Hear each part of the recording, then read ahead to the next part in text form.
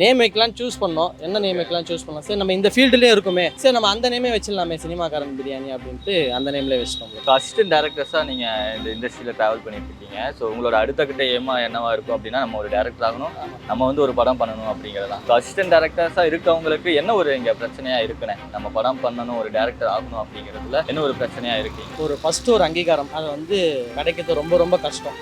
Assistant director இப்போ என்ன ஆயிடுச்சுன்னா, இப்போ இண்டிபெண்ட்டாக வர ஆட்களும் இருக்காங்க, சில பேர் அசிஸ்டன்ட் டேரக்டராக பண்ணி வர ஆட்களும் இருக்காங்க. இப்போ இண்டிபெண்ட்டாக நம்ம வரும்போது அட்லீஸ்ட் நம்ம வந்து ஒரு ஷார்ட் ஃபிலிமோ எதனா ஒரு ஃபிலிம் மேக் எதனா பண்ணி இருக்கணும். ஆனால் இங்கே அதுக்கான ஒரு இதுவே கிடையாது. ஏன்னா இப்போ ஒரு ஃபிலிம் எடுக்க போனால், ஒரு ஷார்ட் ஃபிலிம் எடுக்க போனால் 25,000 ஆகும், மேக்ஸிமம் 25,000 ஆகும்.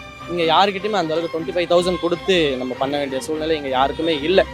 நம்ம அதை பண்ணால் மட்டும்தான் அடுத்த கட்டத்துக்கான ஸ்டெப் நம்ம நவர வேண்டிய சூழ்நிலை இருக்குது. பட் அதுக்கான ஒரு சர்வே, அதுக்கான ஒரு வழி தான்